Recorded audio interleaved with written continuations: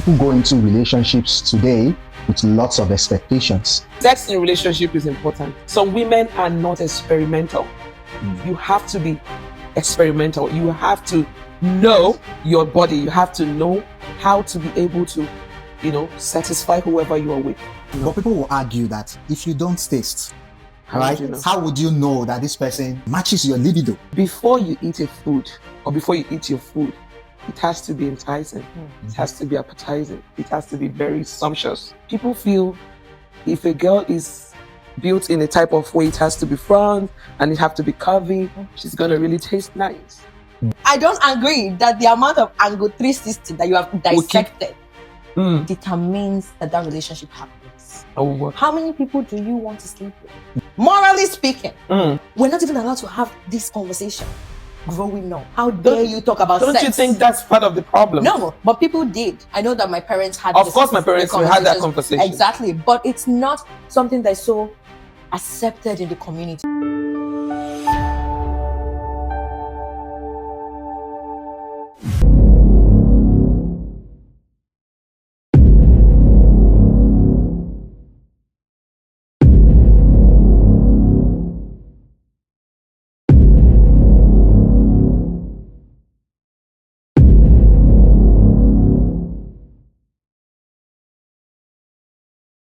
Welcome to Life, Laughter, and Everything. We're here again to bring you an exciting episode of this podcast. Ladies and gentlemen, like we usually do, I would like to introduce these beautiful and elegant ladies sitting beside me.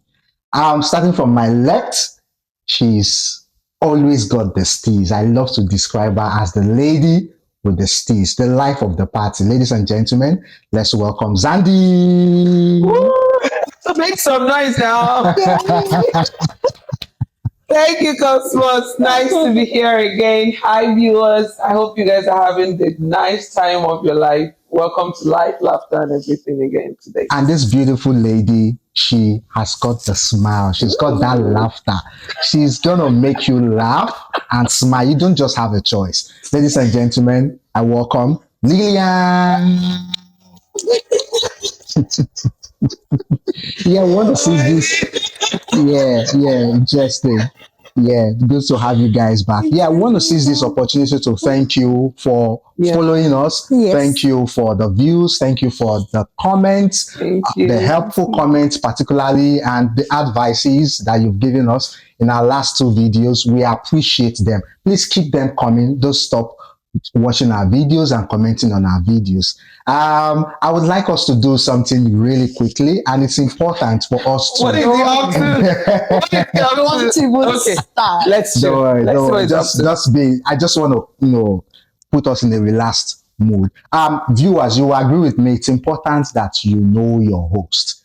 So going forward, we're going to be knowing little bits about the anchors of this podcast. So today's question is going to be a very simple one. Is what's your best food and what do you do for leisure? So I'll start with Lilian. What's my best food? Has to be Okma. Scratch that.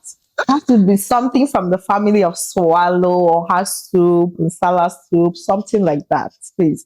We do it traditional on this part of the world. Awesome. So what do you do for leisure? Leisure, to be honest, I like my sleep. When we were little, adult, our parents will want us to sleep and we don't want to take a nap. Right now, in this adult stage, sleeping is luxury. It's a hobby. Oh my God. Every single opportunity I have, I want to take a nap, but scratch it. I love reading romantic movies, watching all these short dramas, taking a walks occasionally. Oh my day. But yeah, that's all right. Yeah, that's good. So Zandy, take it up from there. Your best food and what do you do for leisure? My best food. Everybody who knows me know I like fried rice. Oh yeah. I love fried rice a lot. I can break a fast to go and eat fried Fried rice. rice. I can spoil my my weight loss journey to even if when I see fried rice, I just love there's a thing about is it the color, Aren't you the tired of veggies. rice? It's not about the rice. It Yeah. has to be fried rice. See, fried rice or special fried rice. Oh my god, I love fried I rice. give it to you. Then for leisure, Mm. is weird. I love driving. Interesting. Yes. That too. Anyone who knows me know that I love to drive. I don't know. If I'm stressed, I go for a drive. If I need to think, I go for a drive. Long drive? or Long short drive. Trust me, I can go for 2 hours, 4 hours drive. I love driving a lot. So I love driving. I just got learned a new hobby like hiking. I just like nature, going around, seeing beautiful things, then taking photos. I love to take photos. Those are the things I do for leisure. That's good. That's How great. about you, Cosmas? My best food, interestingly, in fact, there's a way we say it in Lagos. I love bread and beans. I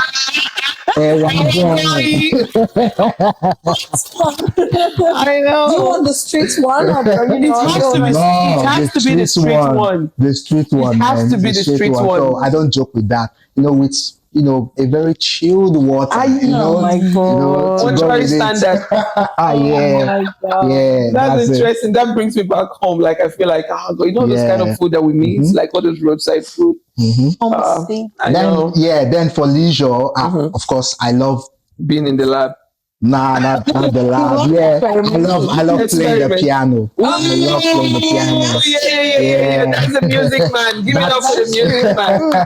You guys don't know, Cosmos is a music composer. He composes music. We'll get to He's that some of the everything day. but So I just love to, whenever I'm stressed and then bored, I just go to my piano, close my eyes, and just play myself some very soft, tunes. I love listening to hymns. Yeah, so those are the things I do to, for leisure and all that. Awesome. Yeah, interesting. Interesting. So now you know a little bit about the my host. leisure Yeah. is different from my hobby.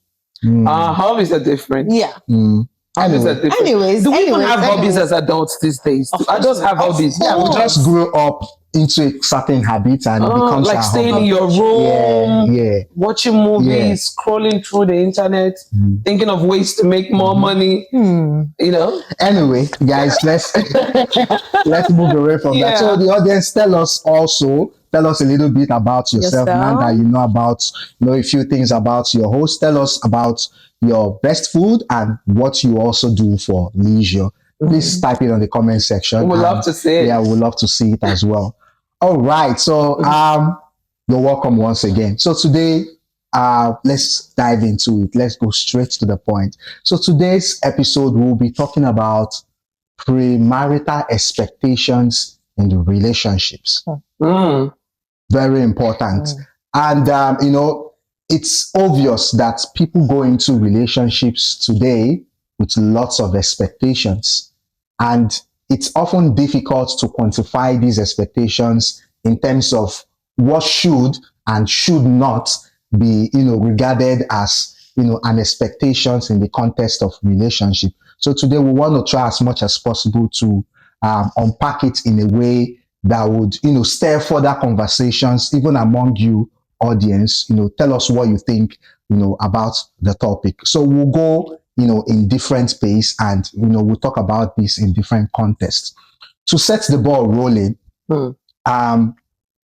what do people really expect in relationships when we talk about, for instance, commitment and stability in relationship? Do people find it easy? Do people expect commitments in relationship, or do people just want to continue testing waters or doing testing ceremony? I think I'll start from you, Zandy. Okay, that's really very interesting.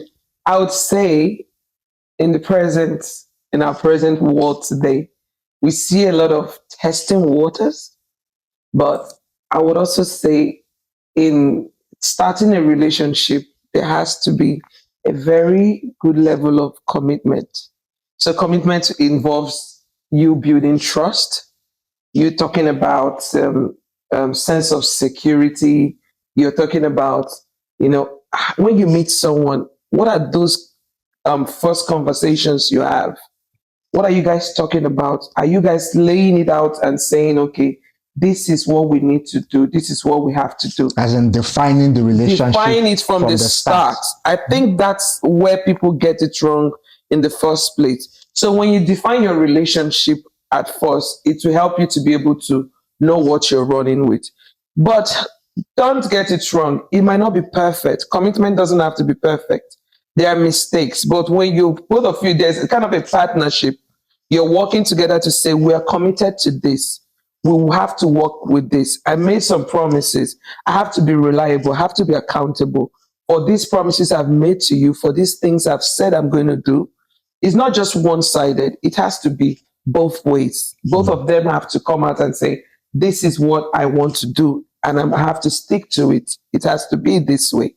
So I think that would help, like to have like a framework of what the relationship is going to look like along the way. So I think commitment is a very key role when starting or being in a relationship. So I think to like make it like simplify it a little bit, more. When we talk about commitment, it's multifaceted in terms of, for instance, we can talk about financial commitment. We can talk about even sexual commitment, That's it. We can talk about emotional commitment and all that. I think I'll come to you, Lilian. In terms of financial commitment and in terms of emotional commitment, you can also link that up to love. Do people love these days? She's a lover girl. Really? Yeah, She's just melted. My God, it's beautiful to see them. Yeah. Do Love people is a beautiful love thing. these days, or do people prioritize money or societal status over love? Hi. I love the reaction. Say hi. Like, where do we start from? I know that feeling. Please. Okay. I'm trying to recollect. Love. I am a lover girl. And I would choose love every day. But now I think love is not enough. Mm. There are so many things that you have to consider. Like relationship, we're in love, but we don't have to sleep outside. We have to have a job. We don't have to starve. You have to have, you should be able to provide. We should be able to provide for ourselves. We, in quotes, should be able to provide for ourselves at least basic amenities that we're supposed to. So love is one thing. Then another thing is there should be, I feel like people should be able to meet in the middle. Like without love, then there's no relationship. Because I know love makes up with finances, respect, reliability, everything, trust. That's love. But outside that, we still need money. Very important. We need money so badly. Some people say you love better when you have money. Yes. It has to be. It makes it beautiful. Trust me. It does. But in a situation where now it becomes a factor of the relationship, that's the one that I don't support. But I feel like love is important, but money is also very important. There are, the millennials, the boomers, the Gen Zs. We have found a way to categorize what's most important. The older generation might do love and die in the love and, be hungry. The generation that we have right now, not so much, because if you don't have money, we have to look so demure. You have to do the nails, make your hair, every weekend go to the studio, and get your makeup done and stuff. Not every man can afford that, and it affects a lot of relationships. So I'll find a way to link this to what you said. It makes sense if you define relationship. What exactly do you want? You need to, because some girls will tell you, if you're not doing this and this, we can't be together. But the big question is, some people don't even know what they want in a relationship.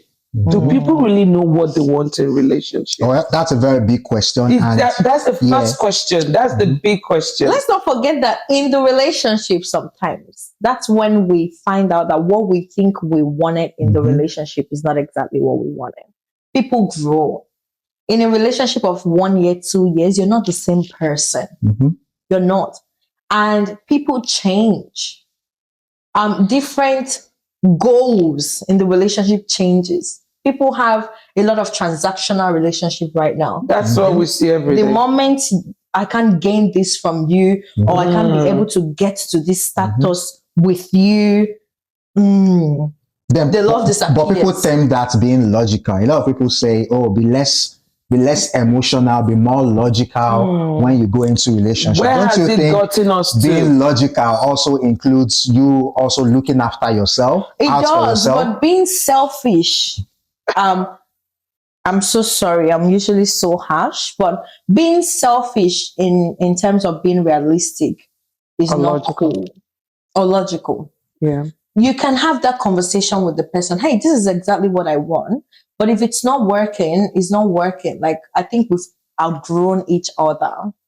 Or is there a way for us to kind of find a way to compromise or find a way to like get to this goal together? The thing is, being logical, people sit in their own rooms and think about what benefits them. Then it defeats relationship, because relationship is partnership. Yeah. We should be doing it together. If we're not doing it together, then we shouldn't be together. But in a situation where you sit and think, oh my God, this my family is poor, and this girl's family is worse.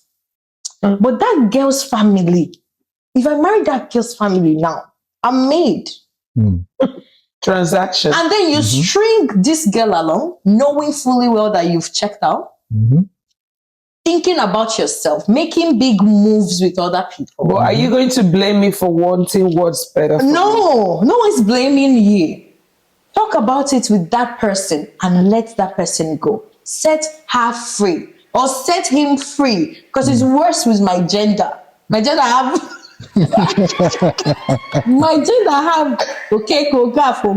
everything, everybody. Cosmos, I read somewhere some people who like relationship when they're advising people, when you want to get into a relationship, you should have about 5 different people. Are you confused? You should be dating like 5 different people at the same time. No commitment. Sorry, no sexual sort of sexual commitment at all. You just go on different dates with them. So you're testing waters. Do you call that testing waters? That's an emotional way. I think that's what's playing out in our world today, and I feel that's what's causing the major confusion. That's what I feel, because that's where commitment comes back.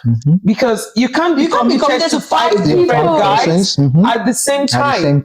You're gonna get someone like me. Emotionally drained. Lilian, Cosmos, someone like me. I'm going to call you somebody else's name because I might get confused at some point. It baffles me when I hear such advice. And women and men these days, they take that's advice. That's what's going on right now. And for me, I think, well, if there's no form of sexual commitment and the relationship you have with these 5 persons is clearly defined as purely platonic, then you can actually have a look at them from afar, study them from afar. If you're a lady, of course, as a lady, you're not going to ask them out. They'll be the one to ask you out. People ask these days. Of course, that's we work generation. So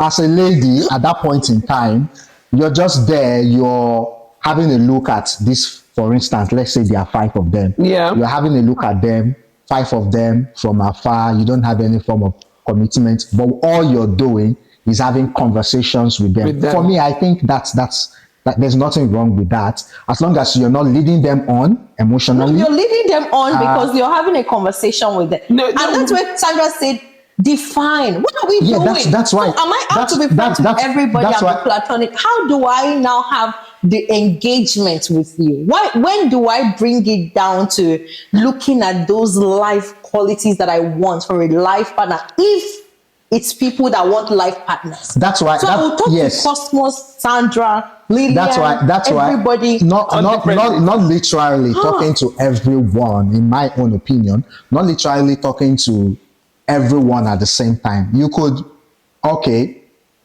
It doesn't take too long for you to streamline and check those among these people who have the core values that you want. And what if the person you want does not want you that way? That's fine. That's okay. It's okay as long as there's no form of commitment. Okay, let me not say for me, as long as there's no form of commitment, you're not leading them on emotionally in your choice of words, even in the way you communicate with them. Do you think that we can? Do you think it's possible for us to remove emotions when it gets to having that attachment with people? You can have. I'm telling you for free. She's a lover girl. Yes, you can have. Girl. Yeah, I understand there are people that if you just tell them how are you, man, they fall in love. They don't melt. I love you. Yeah. Avoid me with that. I understand that. But what happens to those people like some of us who you have to keep chasing and chasing and chasing? It looks as if some people know how to hide their emotions. Like people know how to not express. People know how to not show that they really like you. They just act out and just be chilled about it. But while some other people, you just say hello to them, like you mentioned, and they're already in love. I love you. But that don't love. So I think it just I think madness. I think it's a thing of personality. So personality differs, in so many ways. So but people no respond. one's gonna chase you anyways anymore because we're talking about commitment. We don't have it anymore. It doesn't exist. So if you want to be chased and chased and chased, my dear, so let's bring back. No one's gonna chase Let's bring back the old school days. I'm an old school girl. Yeah. I love those old school things. The traditional way of Because remember, you see, you meet a girl. Did anyone ever write you a letter? Yes. You don't want to know the kind of love letters. Please, my mom watched it, but actually received love letters. And those things, where are they these days? Text messages. Yeah, those I miss those traditional love. It feels right. Ditto. They're writing the letter. I pick my pen from the ocean. Okay. Anyway, talking about love letters, I think let's connect that to expectations of communication in relationships. How often do we communicate? And in communicating, to what extent should a partner be transparent to the other? Because people talk about transparency, and at the end of the day, there are still some secrets, some things they keep away from their partners. So to what extent should we, expect that transparency? Can we talk about 100% transparency in today's relationship? And you can link that to trust as well. Can we trust 100% in today's relationship? Can we be 100% transparent in today's relationship? Zandy? Well, I would say it's really sad. It's very pathetic. I wanted to say I loved when we talked about love because now you're about to talk about yeah, but that's the truth. We can't hide these things anymore. This is what is playing out in the present world. You see you're with a partner or your so-called boyfriend. You guys don't even know your passwords to your phones. Everybody is hiding something. Yeah. And it's really sad. I want to be in a relationship where I don't want to know everything you're doing, but if you tell me, trust me, I will feel very what's the word now? English. What's the word? I will feel very honored that you respect me, you trust me to say, okay, babe, take my phone. These days, partners can't even hold their phones like 5 minutes. People take their phones to the bathroom. Yeah, do you understand? And they turn their phone upside down. People don't leave their phone open. You just turn your phone upside down. Some people put their phone on silent so that it doesn't ring out. It's really sad. Let's bring these things back. I keep asking someone. I asked my mom the other day, what went wrong? How did we miss it? Is it social media? Relationships where their relationship wasn't so much. Well, they had opportunities to. People looked forward to their daddies coming home, like 5 p.m. Mom always comes home by 5, and people sit together as a family I remember that we would eat together, sometimes even as siblings, eat in one large tray where my brothers would eat everything before you even start thinking of eating the hot food. But it was part of connection built. And now you see parents. I grew up in a family filled with so much love. And I think that's what's messed with my brain. Why you love Because a girl? everywhere I see love, I think love, and it's love. And it's not the reality of today. Yeah. But we see parents care about each other. Like, even we had fathers who would be the ones to go to the market and meet those Hausa people and order like large number of yams, and then people are offloading this food, and your mother is standing there like, oh, that's my husband, you know. But you're gonna blame the But- present men these days because we women, I think we're playing a major role why these men are withdrawing from those roles. What are we doing? Or what are we not doing? We want to be the man. We feel we are the man. So really, our fathers were happy doing it back in the days, but now it looks as if women want to be the men. So let's leave this topic for another day. Yeah. It's something we're going to really talk about, but not today. Yeah, definitely. We'll talk about that probably some other time. Mm. But then let's stick to what's important. I'll come to you, Lilian. People talk about, the expectations of, oh, accept me the way I am. It is me, it's my personality. If you don't like me the way I am, just, so acceptance of your partner's personality, even if it's a personality you don't like, should that also be an expectation? Because I think what's good for the goose is also good for the gander, right? So should everyone, stick to, okay, accepting each other the way they are, including, the bad character and all that. So what do you think? Accepting personality is one thing. But what personality are you expecting me to accept?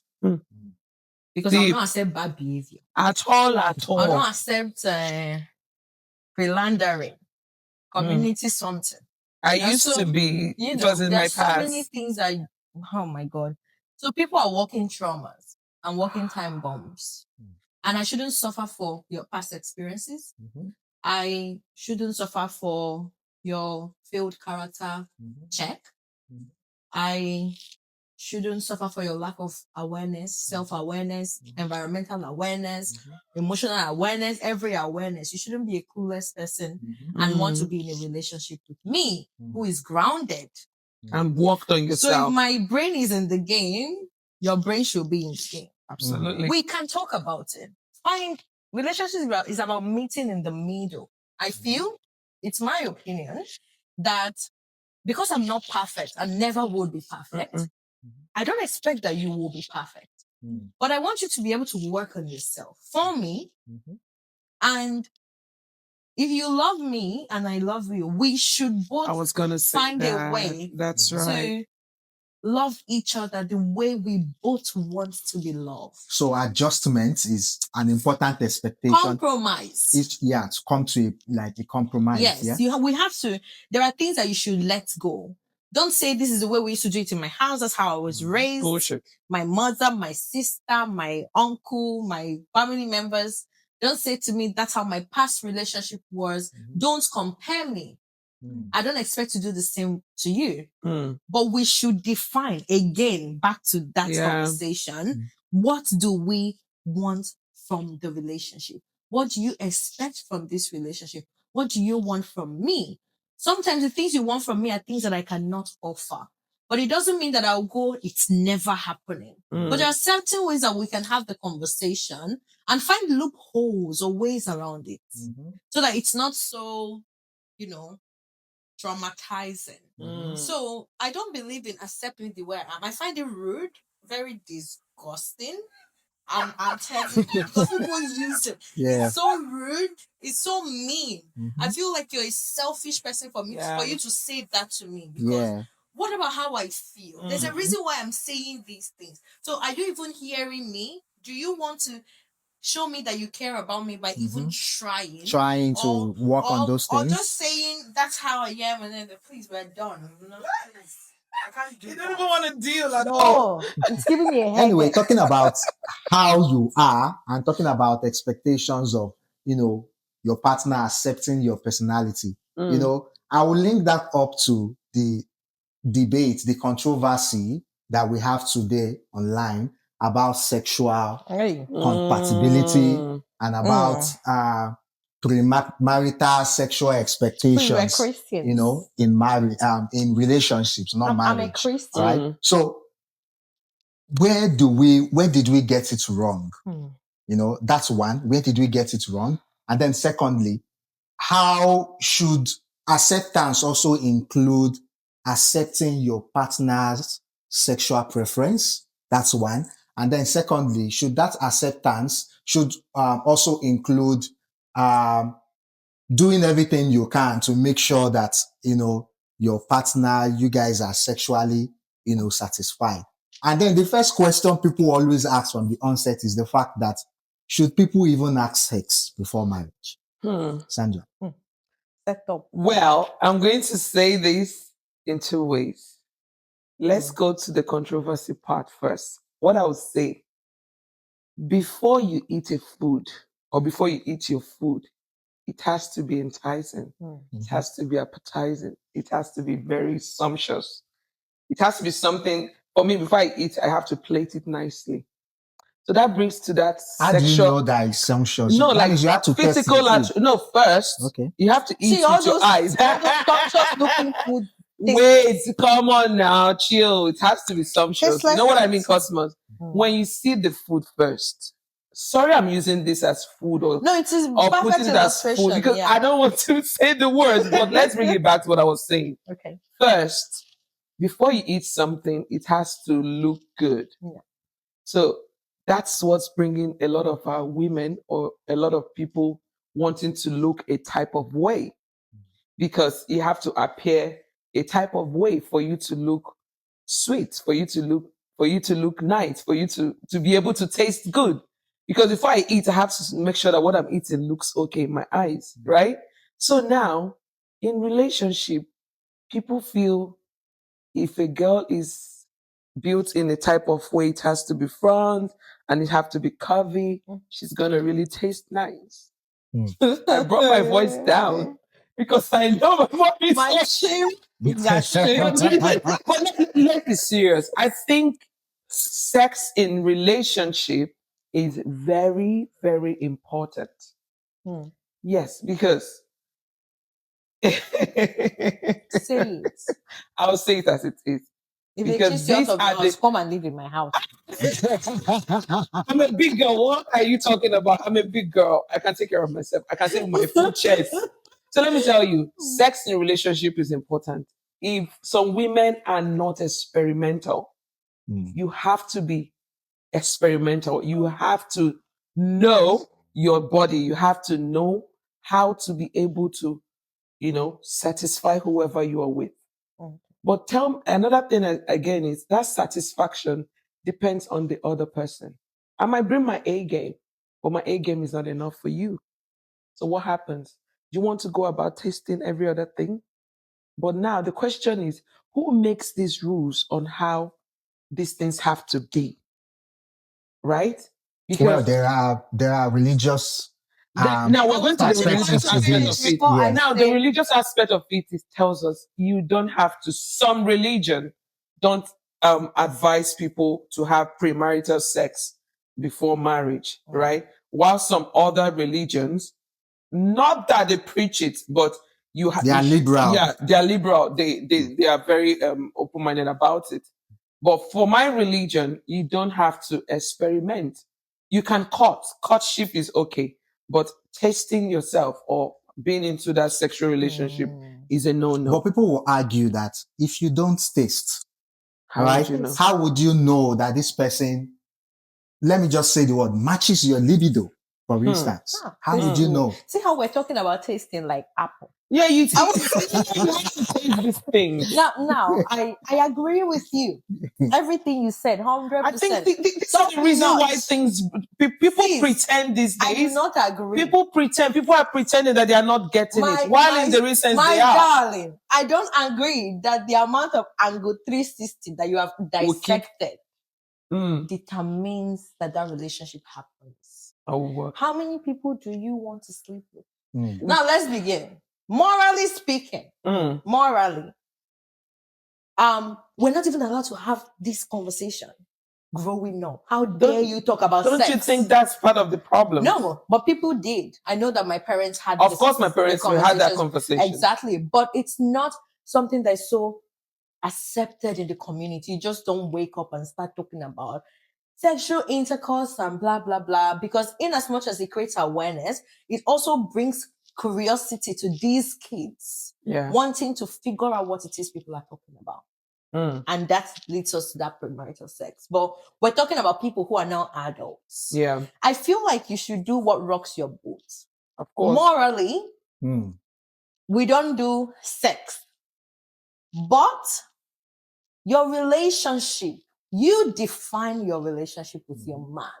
Yeah. There are relationships where the men go, because I am in a journey with God, because I have promised this and that, or because I said that I'm going to hold myself this way, babe, if you want, can we wait? Sometimes it's men. Sometimes it's women as well. Women, I know a lot of women who are on that journey as well. I started with men because hardly you see a man go, let's not do it. But there are people who genuinely do not want it. Yeah. There are women who go, oh, I don't want this. There are women who don't want it because they've never had it before. There are women who don't want it because they have had it and they are tired. Because how many people want to test me? Are you chicken? One person will come and test you this way. She said chicken. So, to be honest, because this person will come tomorrow. And okay, let's say that you want to find who matches your libido, or be in a relationship with somebody whose libido matches yours. My darling. You will find libido. You will be tired of finding libido. I don't know this part of Lilian. To be very honest, I don't know this part. But seriously, darling, you're making a lot of sense. I'm telling you, you're talking about something very sensitive. Now, scratch that. Let's fall back to reality. That's right. Sexual compatibility matters a lot. 100%. But I feel like it can also be learned. You don't have to come with all the experiences of all the people that people watch. Let's try to censor this. You don't have to come with that experience. You don't have to have it all. Some people learn with their partners. That's I think it's even better than your partner is willing to go on the journey of you guys discovering yourselves. And this thing, that's beautiful. At this point you mentioned, also again reiterate the fact that the religious aspect or the religious perspective to this topic makes a little sense. it's very paramount at this point. And I think God in his wisdom knows why he asked us not to have sex before marriage, because at the end of the day, we gain all forms of unwanted sexual experiences that we now take into relationships. And because we've had lots of experiences that are not wanted at the time, and then we take it to the relationship and the guy is not meeting up, or the lady is not meeting up, and it becomes an issue. That is why the audience tell us what you think. That is why, I would support the scriptures in this one. 100%. Yeah. While I support the scriptures, there are people who are not Christians. Exactly. Whatever your mind tells you, whatever makes you feel peace. Because some people have also become very disappointed after waiting for so long and getting into their marriage and their husbands or their wives, and then these marriages, they either grow apart or people are cheating but I feel like they don't have conversations. I feel like they don't try. There are like open things like going for counseling, like learning. There's even pelvic Pilates. Like there are so many ways to improve yourself. So many people are experimenting. Absolutely. I totally agree with you guys on this. So just do what rocks your boat. We are not here to judge anyone. Who are we? All right, of course. But then there are several perspectives to this, and that's what we have just outlined. So stick to you can also tell us what you think. Tell us what you think as well about. I would really like to hear your opinion. We would really like to learn from your opinion as well. Now, talking about the sexual compatibility, taking it away and linking it up to, communication, particularly conflict resolution. In terms of, you know, expectations, should we, in relationship expect to resolve our conflicts ourselves? Should our conflict resolution tactics be discussed? Is it expected that we, resolve conflicts amicably in a relationship, or do we need to go and call one Mama Nkechi or Papa Ifeanyi to come and help us settle our relationship issues? Some people plan it at the cost of the relationship that, hey, no third party. Exactly. You say it at the start of the Uncle, yeah. don't bring my mother, don't bring your mother, nothing. And everyone has to respect. Of course. Some people go, we don't sleep, we never go to bed without resolving our issues. That's right. I don't believe that. I feel like, no, come on. No, excuse you. No, come on. A lot of issues I would think better. Untackled. I would think better. Just in the name of, let's do it. Yeah. So yeah, some people just okay because that's our religious fine, but you're sweeping them under the carpet. That's right. And some people, the way they process anger, sadness, and no, is different. And don't force me to understand you immediately. It might take me some time.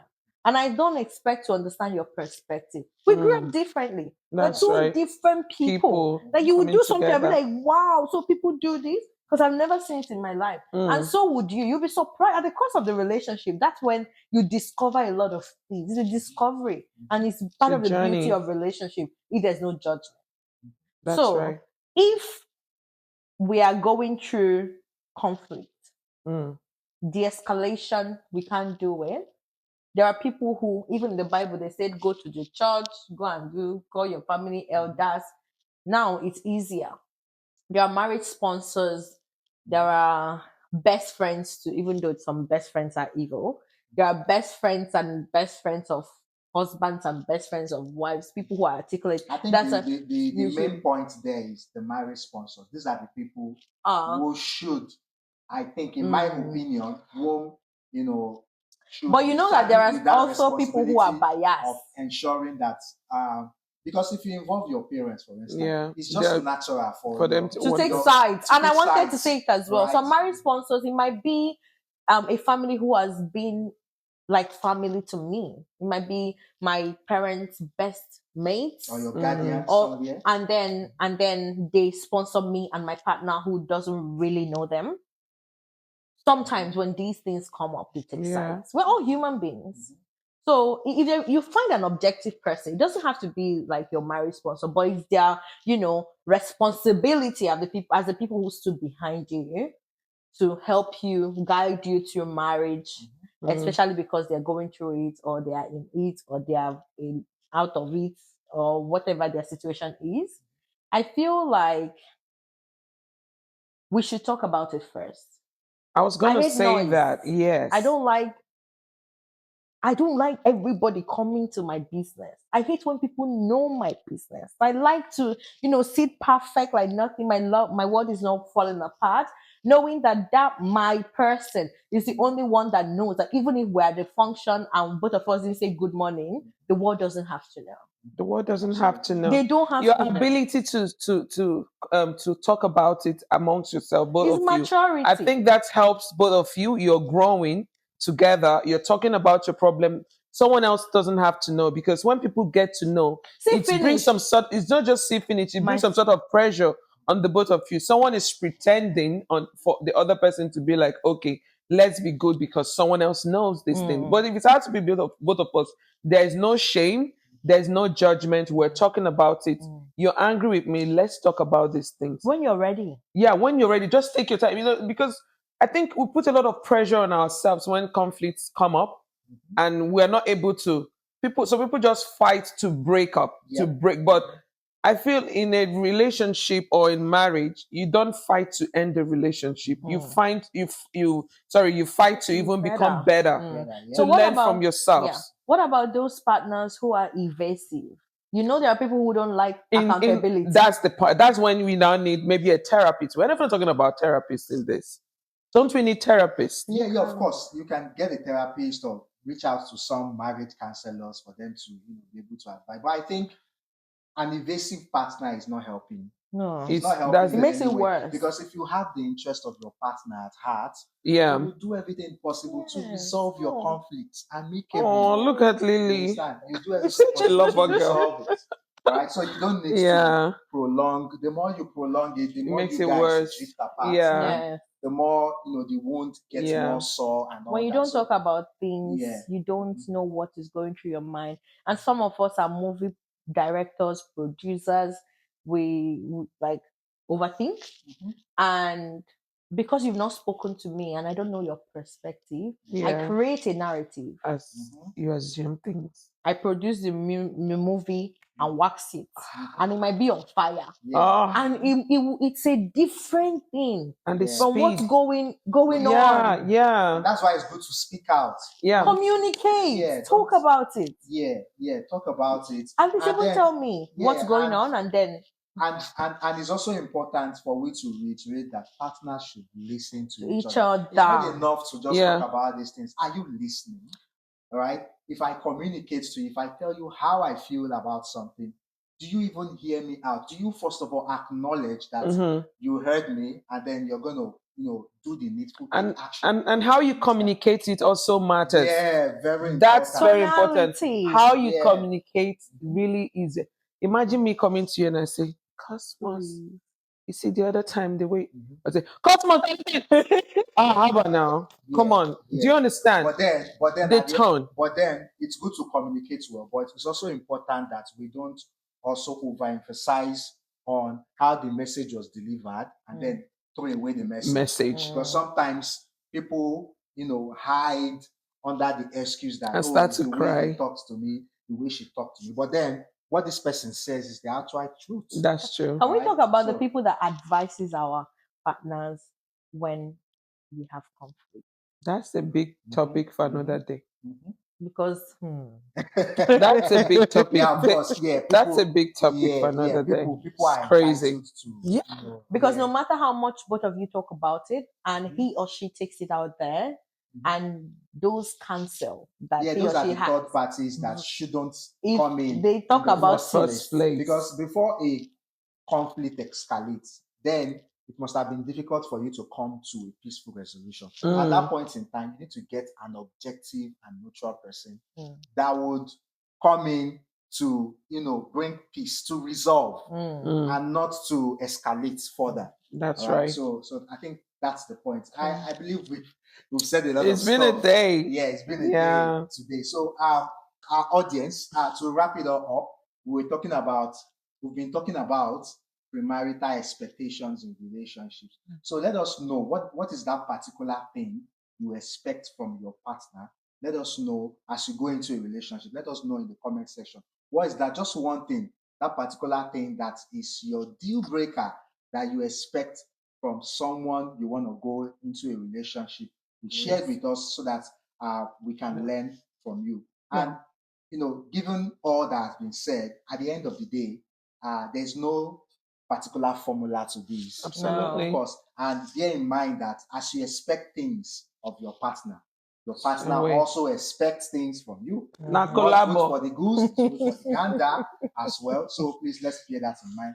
The important thing is that we try to meet each other's expectation, try to reach a compromise, try as much as possible to ensure that we communicate from onset our expectations and decide whether we are able to meet those expectations. If we are not able to meet those expectations, then we decide on what next, to do. So I believe that's very important. I believe these beautiful, intelligent ladies, you guys have done justice to this topic, but then we still want to learn from you, Please. audience. So feel free, join us some other time, all right? And please don't forget to follow us on our socials as displayed on the screen. Thank you for the love, the comments you've shown us so far. Continue to support us as we go on this journey, even as we bring you more enticing topic on our program, on our live laughter And everything. All right. Thank you very much. Have Thank a you. nice day. Bye.